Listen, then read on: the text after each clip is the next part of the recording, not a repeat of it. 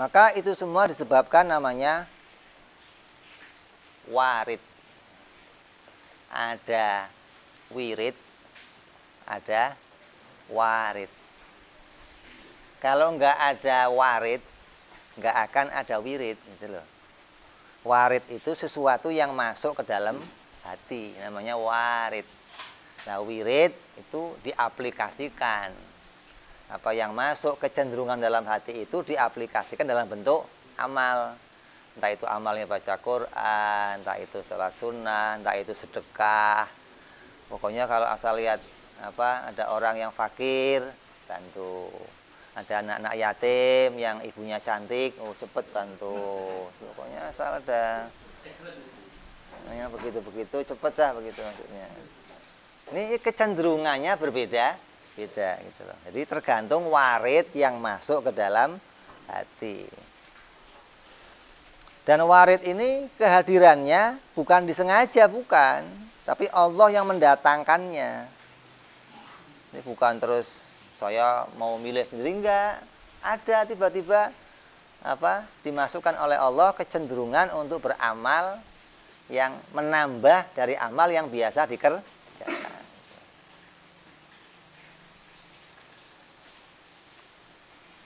Terus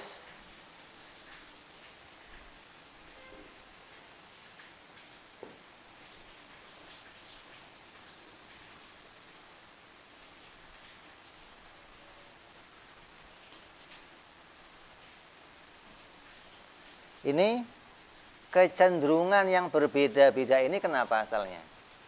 Kok bisa warid yang masuk ini kok beda-beda? Hingga amalnya kok beda-beda, kesenangannya beda-beda. Kenapa?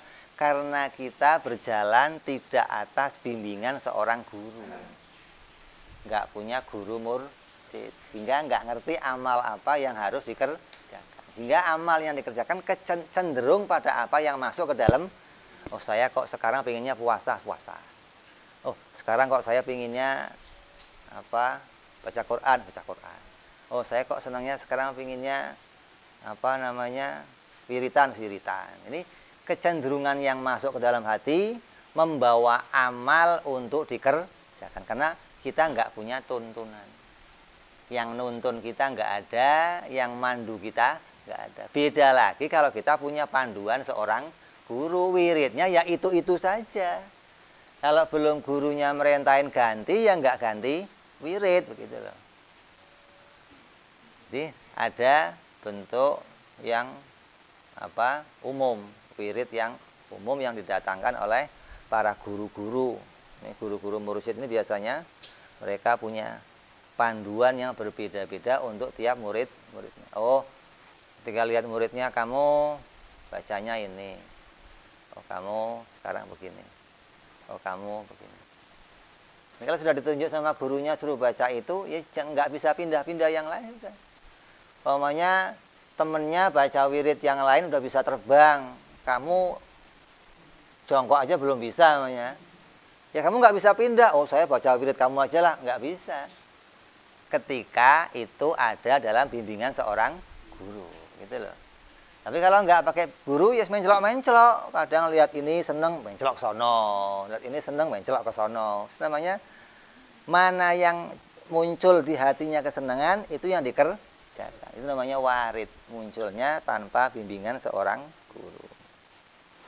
Nah, kalau pakai guru ya nggak boleh. Ini wiridnya ini saya baca nggak boleh. Harus pada porsinya masing-masing.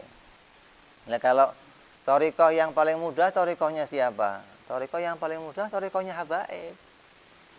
Thariqah yang nggak ruwet maksudnya. Apa thariqahnya? Pokoknya habis. Thariqahnya itu isinya ilmu, amal. Dapat ilmu, amalin. Sama siapa aja dijadikan guru. Asal dapat petunjuk bagus, amalkan.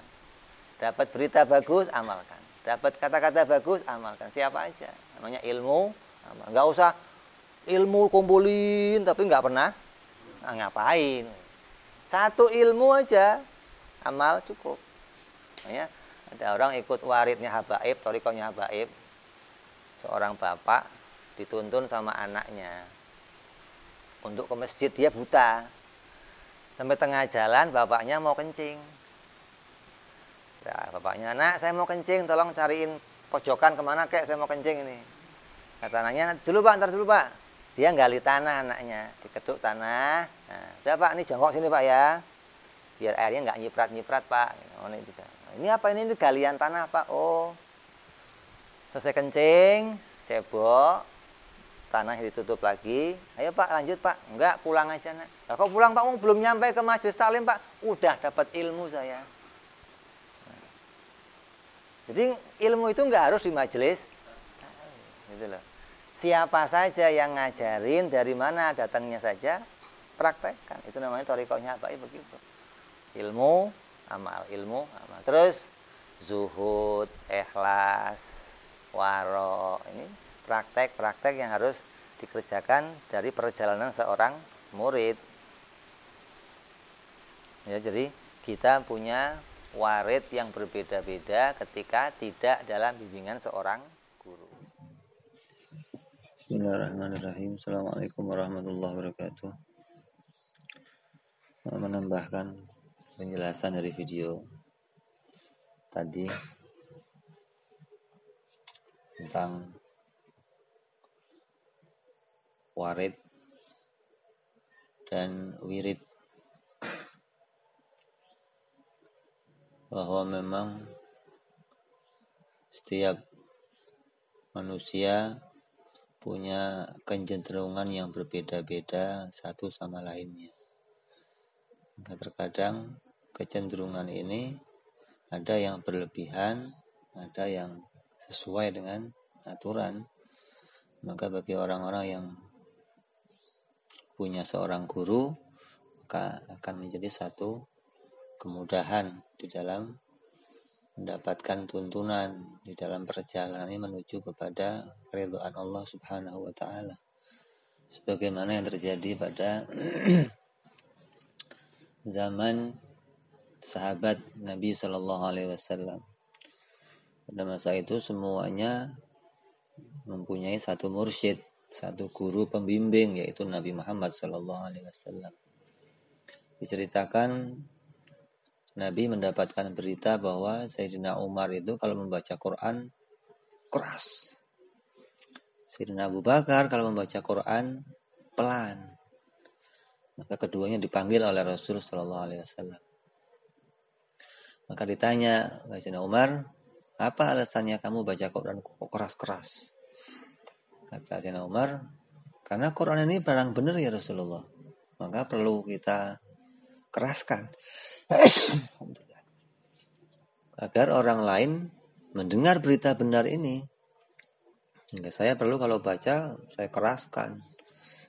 Saya pada masa itu belum ada speaker. Kalau ada speaker mungkin Sayyidina Umar paling duluan pakai speaker kali. Lalu ditanya Sayyidina Abu Bakar, "Sayyidina Abu Bakar, kamu kenapa kalau baca Quran kok pelan?" Kata Sayyidina Abu Bakar, "Ini Quran ini barang mulia ya Rasulullah, barang baik. Jadi sayang kalau semuanya dengar. Yang dengar itu harus orang yang baik-baik. Jangan sampai orang yang jahat-jahat dengar. Makanya saya kalau baca pelan, biar saya dengar dan orang-orang di sekitar saya yang baik-baik itu ikut dengar. Enggak semuanya orang harus dengar." Karena keduanya ini punya warid yang berbeda-beda di dalam hatinya, hingga amalnya berbeda. Padahal sama-sama baca Quran, tapi karena warid yang datang itu beda, maka hasil bacaannya pun beda. Maka apa kata Rasulullah? "Umar, mulai hari ini aku perintahkan baca Qurannya pelan. Abu Bakar, aku perintahkan baca Qurannya keras." Inilah yang namanya guru mursyid, guru pembimbing, memberikan aturan mana wirid yang harus dibaca, bagaimana cara membacanya. Maka perlu seorang guru pembimbing. Kenapa? Karena terkadang amal-amal kita ini terkadang tidak bisa langsung menuju kepada Allah Subhanahu wa taala. Terkadang amal-amal kita itu disandung atau diganggu atau orang Jawa itu diserimpetin, dihalang-halangi oleh nafsu kita sendiri. Baca Qurannya pakai hawa nafsu, sholatnya pakai hawa nafsu, wiridnya pakai hawa nafsu. Jadi Ketika kita punya guru pembimbing, maka guru-guru itu tahu bagaimana mengarahkan kita dengan sebuah wirid yang bisa menghilangkan nafsu yang akan menghalangi kita menuju kepada Allah Subhanahu wa taala. Tapi ketika kita nggak punya guru pembimbing, ya itulah yang harus kita berjuang sendiri sekuatnya. Thariqah itu ada banyak di dalam thariqah yang mu'tabarah ada berapa ratus. Itu di Jatman itu Jamiah Thariqah punya Ahlussunnah wal Jamaah itu yang dipimpin oleh Hadratus Syekh Habibana Lutfi bin Yahya dari Pekalongan. Itu Masya Allah. Artinya ada banyak thariqah-thariqah yang mu'tabarah yang kalau kita ikuti maka kita akan mendapatkan bimbingan dari para guru-guru. Kalau kita mau pilih ya tinggal ambil salah satu, bisa mendatangi Habib Lutfi atau yang lain-lainnya. Tapi kalau thariqahnya habaib maka apa? Menggunakan thariqatul Alawiyyin.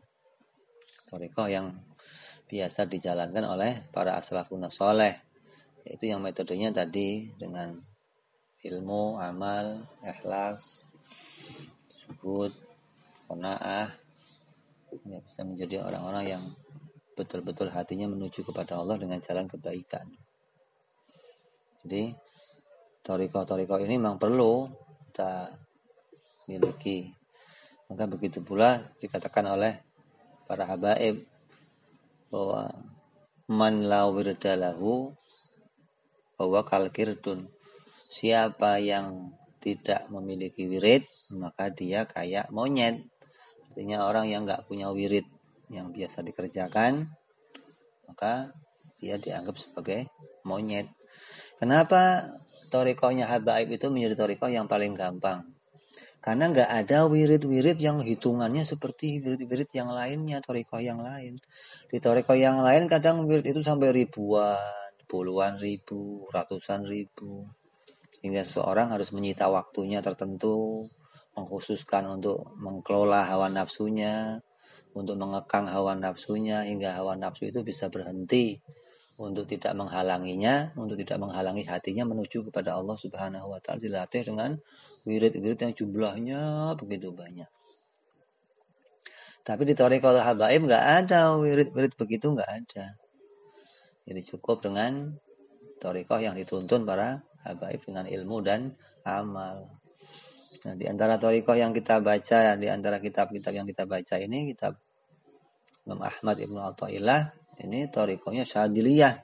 Maka siapa murid Syadziliyah sekarang ini? Sekarang ini Syadziliyah muridnya thariqahnya dipegang oleh Habib Lutfi bin Yahya dari Pekalongan. Jadi kalau kita mau ijazah, mau mengikuti thariqah ini, tinggal ke Pekalongan menjumpai Habib Lutfi dan bisa baiat thariqah lewat beliau. Enggak akan dituntun kita sesuai dengan thariqahnya Imam Abu Hasan Asyadzili. Jadi tinggal kita pilih.